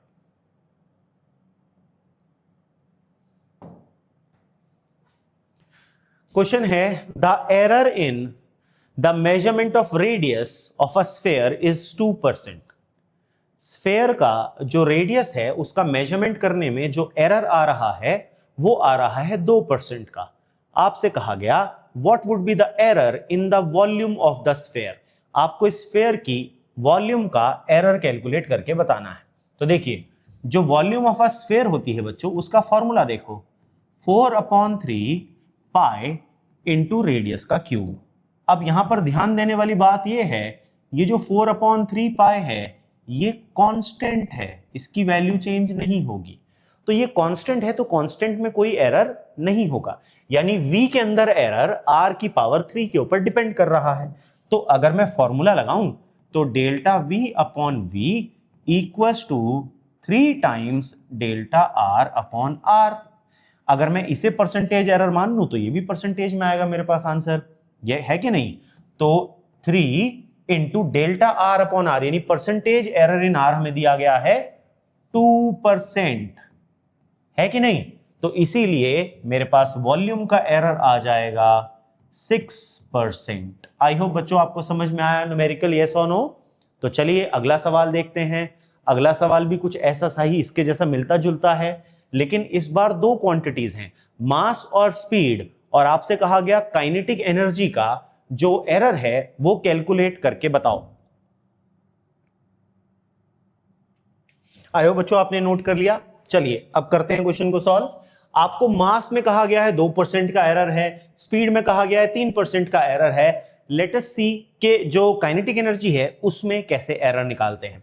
अब जो काइनेटिक एनर्जी का फॉर्मूला होता है, अगर आप याद करें, वो होता है half into m into V square. अब यहां नोट ये करने वाली बात है कि ये जो हाफ है ये कांस्टेंट है, तो ये जब हम एरर इक्वेशन बनाएंगे उसमें ये नहीं आएगा। अब क्योंकि यहां इनका मल्टीप्लीकेशन है और ये रेज टू पावर है, तो मैं लिख सकता हूं डेल्टा k अपॉन k बराबर delta m upon m plus twice of delta v upon v, यही तो बनेगा क्योंकि रेस टू पावर में पावर मल्टीप्लाई हो जाती है और साथ में मल्टीप्लीकेशन ऑफ क्वांटिटीज में रिलेटिव एरर्स का सम होता है या परसेंटेज एरर्स का सम हो जाता है। ठीक है, क्वेश्चन ने कहा मास का एरर 2% और स्पीड का एरर 3%, तो यहां पर इसको लिख देंगे हम 2% प्लस 2 इंटू 3%, तो यह आ जाएगा 6% प्लस 2%, आंसर विल बी 8%। आ गया समझ सबको, यस और नो? ये क्लियर हुआ बच्चों? चलिए अगला सवाल देखते हैं। अगला सवाल है if the errors involved in the measurement of a side, में साइड में हट गया हूं बच्चों, इसको आप ताकि स्क्रीनशॉट ले सकें या नोट कर लें जैसा भी आपको सफिशिएंट लगता हो। If the errors involved in the measurement of a side and mass of a cube are 3 and 4% respectively, what will be the maximum permissible error in the density of the material? आपको density निकालनी है। सबसे पहले अगर आप density याद रखो, वो होता है मास अपॉन वॉल्यूम, और एक क्यूब के लिए वॉल्यूम होता है L की पावर 3। तो अगर मैं एरर इक्वेशन बनाऊं, delta D upon D that is percentage error in density equals to percentage error in mass plus 3 times percentage error in length या साइड। क्यों ऐसा? अपॉन में लेके जाएंगे तो पावर -3 हो जाएगी, और मैंने कहा था एरर्स माइनस नहीं हो सकते, तो इवन दो पावर माइनस होगी लेकिन हम यहां पर लिखेंगे उसको केवल प्लस करके। ठीक है, तो मास का देखो कितना एरर बताया भाई इन्होंने, the errors involved in the measurement of side and mass, side का है 3 और मास का है 4, तो 4% प्लस 3 इंटू 3%, तो ये हो गया 9 प्लस 4, आंसर विल बी 13%। अब बच्चे क्या करते हैं, कभी कभी जल्दबाजी में पढ़ते पढ़ते यहां 3 डाल देंगे और यहां 4 डाल देंगे, तो क्वेश्चन को ध्यान से पढ़ना, जिस ऑर्डर में एरर्स दिए गए हैं क्वांटिटीज के साथ उसको ध्यान से रख करके आपने यहां वैल्यूज पुट करनी है। क्लियर होगी बात बच्चों? चलिए अगला सवाल देखिए। अगला सवाल है the period of oscillation of a simple pendulum is t equals to 2 pi root L by G, measured value of L is 20 centimeter, known to 1 millimeter accuracy, तो ये है वैल्यू ऑफ लेंथ, ये है एरर इन लेंथ, फिर ये है accuracy and time period 100 seconds है, major with the pendulum जिसका 90 सेकेंड्स आया है आपने 100 ऑसिलेशंस का, और जो रेजोल्यूशन है वो है 1 सेकेंड, तो ये एरर आ गया 1 सेकेंड, और टाइम पीरियड की वैल्यू कितनी है? टाइम पीरियड की वैल्यू है 90 सेकेंड।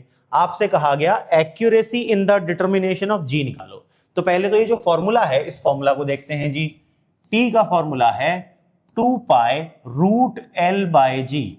अब प्रॉब्लम ये जी निकालना है और जी स्क्वायर रूट में है, स्क्वायर रूट हटा देते हैं, कैसे? स्क्वायरिंग बोथ साइड्स, तो मैं कहूंगा जी टी स्क्वायर बराबर 4 पाई स्क्वायर L बाय जी, तो जी का फॉर्मूला आ जाएगा 4 pi square L upon T square. अब अगर मुझे एरर इक्वेशन बनानी है तो ये जो क्वांटिटी जो कि कांस्टेंट है इसे हम कंसिडर नहीं करेंगे, तो मेरे पास फॉर्मूला आ जाएगा delta G by G equals to delta L by L plus twice of delta T by T, और अगर परसेंटेज एरर निकालना है तो होल मल्टीप्लाइड बाय 100 कर देंगे, तो हमारे पास परसेंटेज एरर आ जाएगा। तो परसेंटेज जो है वो आ जाएगा डेल्टा एल, L है 20 और डेल्टा L है 1, तो ये 0.1 सेंटीमीटर हो जाएगा, तो 0.1 upon 20 plus 2 into time period है 90 और 1 अपॉन 90 होल मल्टीप्लाइड बाय 100, तो ये अप्रोक्सीमेटली आ जाता है आपके पास लगभग 3% आंसर। आई होप सबको समझ में आ गया बच्चों क्वेश्चन, यस और नो? तो इस तरह से आप न्यूमेरिकल को सॉल्व करेंगे। ये क्वेश्चन एक्चुअली में कई सारे एग्जाम्स में स्कूल्स में पूछा जाता है, तो इंपॉर्टेंट हो जाता है क्लास 11th के लिए खास तौर पर। Next, find the relative error in Z if Z की वैल्यू ये दी गई है, आपको रिलेटिव एरर इन Z बताना है। तो देखो Z का फॉर्मूला दिया गया है, Z बराबर A की पावर 4 B की power 1/3 whole divided by C into D की पावर 3/2। तो एरर इक्वेशन कैसे बनाएंगे इसकी भाई? डेल्टा Z बाय Z बराबर 4 times delta A by A प्लस 1/3 times delta B by B plus delta C by C, क्योंकि पावर 1 ही है, -1 ऊपर जाके 1 ही लिखेंगे हम उसको, टोटल तो है ना, plus 3/2 times delta D by D. ये हमने इसका रिलेटिव एरर कैलकुलेट कर लिया जेड में। कितना आसान है, हमने क्या किया भाई, मल्टीप्लाई और divide, formula some of relative errors, और फिर किसी किसी में पावर गिवन थी तो पावर टाइम्स रिलेटिव एरर कर दिया। सिंपल सा फंडा है। चलिए अगला सवाल देखते हैं। अगला सवाल है, a physical quantity x is given by a square b cube upon c root d। x का फॉर्मूला हमें दिया गया है a square b cube upon c under root d। ठीक है, आपको percentage error a b c के दिए गए 4 2 3 and 1, 4 2 3 and 1, आपसे x का एरर पूछा है।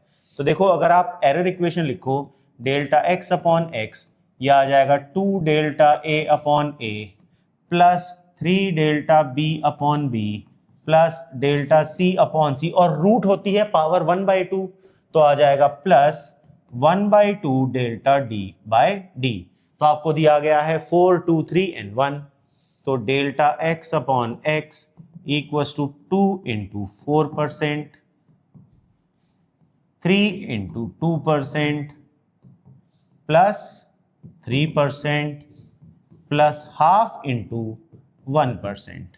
ठीक, तो ये हो गया 8 प्लस 6 14 प्लस 3 17 प्लस 1/2 यानी 0.5, तो 17.5%। ये है क्वांटिटी x का परसेंटेज एरर। आई होप बच्चों सबको समझ में आया, ये यस और नो क्लियर हो गया। चलिए नेक्स्ट सवाल देखते हैं। For the estimation of Young's modulus y की वैल्यू थी 4 mgl upon pi D square l। ठीक है, आपको y की वैल्यू दी गई है 4 mgl upon pi into D square small l। ठीक, इन्होंने कहा the specimen of the wire, observation दी गई, लेंथ की वैल्यू दी गई, मास की वैल्यू, डी की वैल्यू, जी की वैल्यू, एल की वैल्यू, और आपसे पूछा है maximum percentage error in the value of y, और ये भी पूछा इनमें से कौन सी क्वांटिटी सबसे ज्यादा एरर देगी। तो देखो, वो क्वांटिटी, अब जब हम क्वांटिटीज का एरर लिखते हैं तो यहां पर रिलेटिव या परसेंटेज एरर को ऐड कर रहे होते हैं सबके लिए, और अगर पावर दी होती है तो पावर से मल्टीप्लाई हो जाता है। तो बच्चों, जिसकी पावर हाईएस्ट होगी उसका एरर उतनी ज्यादा टाइम्स ज्यादा वैल्यू से मल्टीप्लाई होगा, तो जिसकी पावर हाईएस्ट होगी वो एरर में भी तो सबसे ज्यादा कंट्रीब्यूट करेगा। तो यहां पर देखो, इनमें सबसे ज्यादा पावर किसकी है, सबसे ज्यादा पावर है इस डी की। तो सबसे ज्यादा एरर में कौन कंट्रीब्यूट करेगा, सबसे ज्यादा एरर में कंट्रीब्यूट करेगा हमारे पास डी। ये जो डी है, ये एरर में सबसे ज्यादा आपको कंट्रीब्यूशन देने वाला है। एक आंसर तो मिल गया। अब इन्होंने कहा कैलकुलेट करो। प्रॉब्लम ये है, अगर आप नोटिस करो, यहां पर इन्होंने कोई भी एरर्स नहीं दिए हैं, ना तो एब्सोल्यूट एरर, ना कोई परसेंटेज एरर, कुछ नहीं दे रखा, सिर्फ वैल्यू लिखी है। अगर आपको याद हो, अभी इसी लेक्चर में मैंने आपको बताया था इंस्ट्रूमेंटल एरर, तो वो रेजोल्यूशन से आप नापते हैं, रेजोल्यूशन से कैलकुलेट करते हैं। जैसे यहां पर है 2.890, तो एरर आ जाएगा 0.001 मीटर। एम की वैल्यू 3.00, तो 0.01 इसका एरर होगा। ऐसे ही डी की वैल्यू 0.082, तो 0.001 इसका एरर होगा। जी की वैल्यू 9.81, तो 0.01 इसका एरर होगा। स्मॉल एल की वैल्यू 0.087, तो 0.001 इसका एरर होगा। ये लीस्ट काउंट एरर है जो रेजोल्यूशन ऑफ मेजरमेंट से नापा जा सकता है, अगर क्वेश्चन में गिवन नहीं है तो। ठीक है, तो अगर आप इसका फॉर्मूला यूज करें तो आप लिखेंगे डेल्टा y अपॉन y। बच्चों, ये जो 4 है और ये पाई है, ये कांस्टेंट हट जाएगा, तो ये बन जाएगा delta m upon m plus delta g upon g plus delta capital L upon capital L plus 2 delta d upon d plus delta small l upon l, और परसेंटेज एरर आपको निकालना है तो मल्टीप्लाइड बाय 100 कर देंगे। Yes और no, हाँ कि ना, क्लियर हुआ यहां तक सबको। अब delta m m delta g g, ये तो हमने यहां से रेजोल्यूशन से ही नाप लिया। यस और नो, तो चलिए वैल्यूज डालते हैं। डेल्टा m की वैल्यू हमने लिखी delta m 0.01 upon 3 plus 0.01 upon 9.81 plus delta L 0.001 upon 2.890 plus 2 into delta D, D value 0.001 upon 0.001 upon 0.082 plus small L कितना है बच्चों 0.087, 0.001 अपॉन 0.087। इस पूरे को हम 100 से मल्टीप्लाई करेंगे तो हमारा आंसर निकल करके आएगा 3.95%। जब आप इसे सॉल्व करेंगे तो आपके पास आंसर आ जाएगा 3.95%। आई होप बच्चों आपको ये सवाल क्लियर हो गया सबको, यस और नो, पक्की बात। चलिए अब मैं आपको कुछ सवाल देना चाहता हूं, मैं उनका बेसिक्स आपको समझाऊंगा कैसे करना है, मेथड सिखाऊंगा, कैलकुलेशन नहीं करके दिखाऊंगा, वो आप खुद करेंगे। तो चलिए पहला सवाल देखते हैं जो आपके लिए होमवर्क है, ध्यान से करिएगा इसको। दो रेजिस्टर्स हैं R1 और R2, इनको पहले सीरीज में लगाया गया फिर पैरेलल में लगाया गया और आपको हर केस में इनका एरर कैलकुलेट करना है, इनको प्रॉपर फॉर्म में लिखना है, परसेंटेज एरर वाली फॉर्म निकालना है। तो बच्चों सीरीज के लिए, सीरीज में तो सिंपल ऐड होता है R1 प्लस R2 और जो डेल्टा RS होता है उसका फॉर्मूला होता है delta R1 plus delta R2, है ना। तो ये है हमारे पास R1, ये है डेल्टा R1, ये है R2, ये है डेल्टा R2। डायरेक्ट वैल्यू डालेंगे आपके पास आंसर आ जाएगा। अब बारी आती है पैरेलल की, ये तो सीरीज का केस था, this was the case for series combination. Now let's talk about parallel, क्योंकि इसके लिए आप एक नया फॉर्मूला सीखेंगे। फॉर्मूला है जो डेल्टा RP अपॉन RP का स्क्वायर, वो होता है डेल्टा R1 अपॉन R1 का square plus delta R2 upon R2 का स्क्वायर। क्योंकि पैरेलल के लिए अगर आप याद करो फॉर्मूला होता था 1 upon RP equals to 1 upon R1 plus 1 upon R2। तो आप ये वाली फॉर्म यहां यूज करेंगे और तब आप इसका आंसर कैलकुलेट करने वाले बनेंगे। आई बात समझ में। तो इस फॉर्म से आपको RP कैलकुलेट, डेल्टा RP या डेल्टा RP की वैल्यू अगर आपसे निकालने के लिए कहा जाए तो वो आ जाएगा डेल्टा R1 अपॉन R1 का square plus delta R2 upon R2 का square whole multiplied by RP का स्क्वायर, ये आ जाएगा डेल्टा RP। और फिर जो परसेंटेज एरर होगा इसमें, परसेंटेज एरर आएगा डेल्टा RP अपॉन RP, ठीक है, इनटू 100। और RP कैसे निकालते हैं, RP निकालेंगे, RP का फॉर्मूला होगा R1 into R2 upon R1 plus R2। इससे आप RP कैलकुलेट करेंगे। आई बात समझ में बच्चों। तो इस फॉर्म से आप ये रेजिस्टेंस इन पैरेलल वाला फॉर्मूला यूज करते हैं, ये फॉर्म याद कर लीजिएगा। You have to memorize this form. Differential equation से निकाली जा सकती है लेकिन हमें सिर्फ मेमोराइज करना है इसको, अननेसेसरी दिमाग पे जोर क्यों दें, है कि नहीं। तो आप इस वाले फॉर्मूला को मेमोराइज कर लीजिएगा, ये बहुत इंपॉर्टेंट है। चलिए अगला सवाल देखिए। अगला सवाल है specific resistance sigma of a thin wire of radius R centimetre, R ohm is length L centimetre is given by this. Specific resistance यानी रेजिस्टिविटी गिवन है, आपको सारी वैल्यूज दी गई हैं, आपको सिग्मा के लिए कैलकुलेट करके बताना है परसेंटेज एरर। तो अगर आप फॉर्मूला यूज करो, पाई तो यहां पर हो जाएगा कांस्टेंट, तो आप लिखोगे delta sigma upon sigma equals to 2 delta small r upon small r plus delta capital R upon capital R plus delta L upon L, और पूरे को मल्टीप्लाई कर देंगे आप 100 से। तो इससे आपके पास परसेंटेज एरर की वैल्यू आ जाएगी। किसके परसेंटेज एरर की वैल्यू आ जाएगी, सिग्मा के, ठीक है। तो इस तरह से आप इस क्वेश्चन को सॉल्व करेंगे। बच्चों आई होप आपको मेरा पढ़ाया समझ में आ रहा है और आपको अगर पढ़ाई में मजा आ रहा है और आपको ये सारी चीजें क्लियर हुई हैं, जो मैंने आपको पढ़ाया है अगर वो आप लोगों को समझ में आ रहा है, ठीक है ना, मैं क्लियर दिख रहा हूं ना सबको, तो अगर वो आपको समझ में आ रहा है, आपको पढ़ने में सच में कुछ वैल्यू मिली इस वीडियो से, तो प्लीज़ चैनल को सब्सक्राइब जरूर कीजिएगा। क्योंकि आप में ज़्यादातर लोग वीडियोस देख लेते हैं लेकिन चैनल सब्सक्राइब नहीं करते। आपके सब्सक्रिप्शन से मुझे बहुत मोटिवेशन मिलेगा और ये मेरी ऐसी वीडियोस और बच्चों तक पहुंच पाएगी। ठीक, तो मिलते हैं हमारी अगली क्लास में, तब तक के लिए जय हिंद।